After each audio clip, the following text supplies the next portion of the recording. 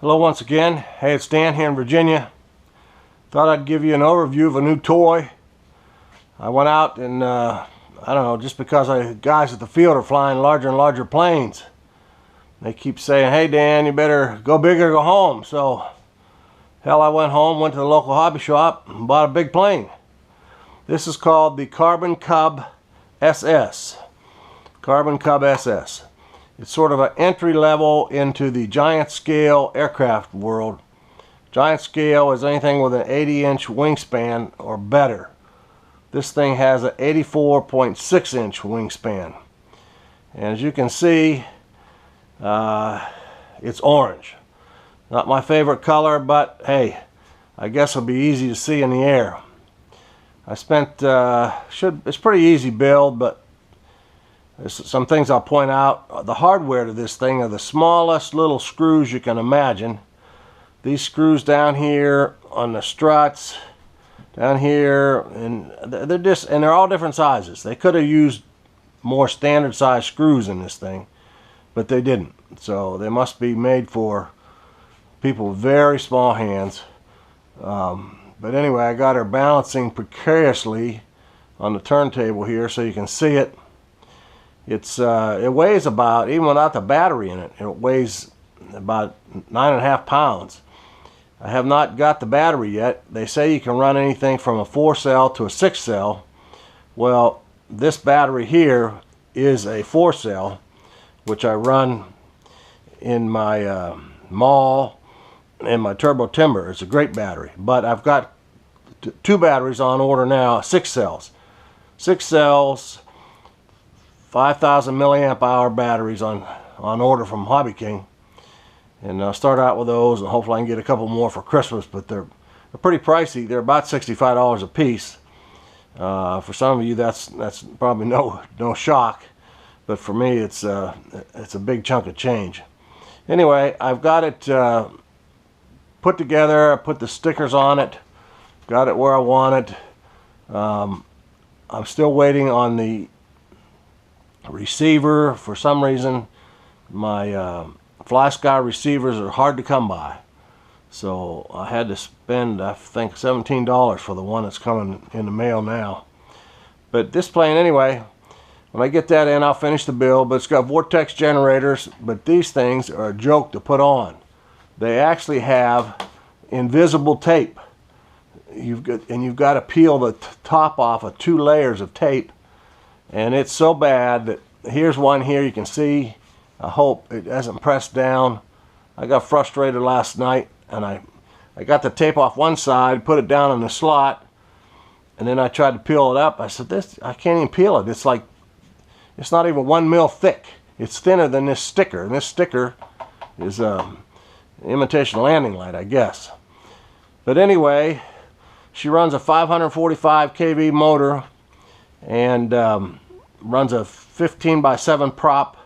I'll probably paint the tips, my signature yellow on the end. I got to balance it and paint them up.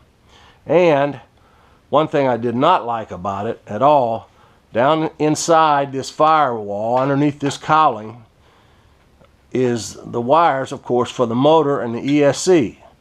Well, the leads on the motor are about as long as this stick. And the leads on the ESC are about 3/4 of that stick, and you don't need any of that. So I took yesterday, I spent several hours, I cut all the leads in half. The leads to the motor and the leads to the ESC, cut them all in half. Took off the old connectors and resoldered them back on. And even so, you can't see it, but up inside this, I still had to get creative up in here. Push the wires all up around the motor. And then I took hot melt glue and hot melt glued them to hold them down to the firewall. I could have cut them even probably 1 inch shorter. They're way too long. Some guys on the forum are already complaining about the motor and things overheat. Well, no wonder, you're pushing current through a mile-long wire. So anyway, they could have done a better job on that. This cowling, you know, they switch around. This does have a cowling. It comes off. But this one, I'm sure you cannot see. This is held on by 2 screws, one here and one here. They dropped the magnets and held on by the screws.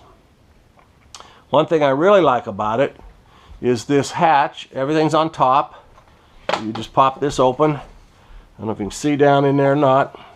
Here's the ESC. It comes with an IC5 connector. Now, unless you're a dyed-in-the-wool Spectrum guy, I don't use IC5 connectors. So I had to take, while I had the ESC out of it, I put on a new XT90 connector because the batteries I got coming come with XT90 plugs. So I got those swapped out. But maybe you can see down in here, see this little plastic area? That's the tray. I really like this tray business. Here's a battery. Like I said, this is not the battery for this plane. This is one for my maul or my turbo timber. But you fasten it down to this plastic sled. You can see the sled has these little notches, and then you drop it down inside here. Boom, it's adjustable about 3 positions, and you push this little button down and locks it in place. So once you figure out where your CG is, you're good to go. Now it's easy to put in, but I can't put it in or it'll fall off this merry-go-round. It'll mess it up. So I'll just put this down. So it's got big tires. These things are really huge. They're near as I can measure, they're like 6 1/4 inches, these tires. 6 1/4 inch diameter. Man, I'm sure I can run over some woodchucks or turtles at the field with those bad boys and just keep on running. They say you can, it's toolless to assemble at the field. Well, it sort of is. It has these screw-on tops here. You screw them down, 4 wings. It has these little funky antennas. I'm not a fan of the antennas, but anyway, you screw that in, you take your little, it's carbon fiber, it won't just snap off, it's not cheap plastic, it's pretty stout, and if you're a real scale guy, I guess you put that on there. I don't know that I'll use them, maybe once. But you put that on there and away you go. And another thing that they did, this is a revamp of the old Carbon Cub. The old Carbon Cub was blue and white. And it had a bad landing gear. These gears would rip out, and there was some guy came along and he really made a nice one. Well, E-flite got smart. That's one of the improvements. This is a very robust, I hope you can see underneath there, 2 springs, stout spring, stout articulation. I don't want to mess with it too much, or like I said, it'll fall off my lazy Susan here. Anyway, the wings have jury struts in them. They're held on with little pins, aluminum pins, and then you push these little clevises, these little, I don't know what you call them, little spring clips, put them in there, hold them in place. You're going to have to figure out a little box or a little bag, something to take them to the field. They do give you some extras, so if you lose them, it shouldn't be bad. They even give you an extra wheel collar. They give you a couple extra screws of each type, and there's a bunch of them. So anyway, this is the Carbon Cub Carbon Z Cub SS. I guess I don't know what that stands for. Super Sport, I guess. I guess Cub Crafters makes a full-scale plane. I call it a Super Sport. But it's got the same old tail, just like the smaller Cub. Just like my little old red one. I'm still flying it. I think I'm maxed out. As you can see, my shop is wall to wall. I can barely get around the plane to work on it with the wings on it, but I guess you're not supposed to. I'll have to ask Santa Claus for a wing bag, keep the wings in, and we take it to the field.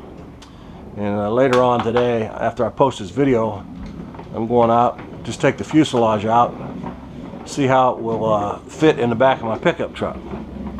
So anyway, that's the Carbon Cub SS. If you want to go big, this is sort of an entry-level, big-scale airplane, large-scale airplane. It has all metal gear, digital servos. What else can I say? I don't know. I'll let you know when I fly it. They say she's a sweet flyer. Lots of good videos online and so forth. So anyway, that's just a preview. More to come out here.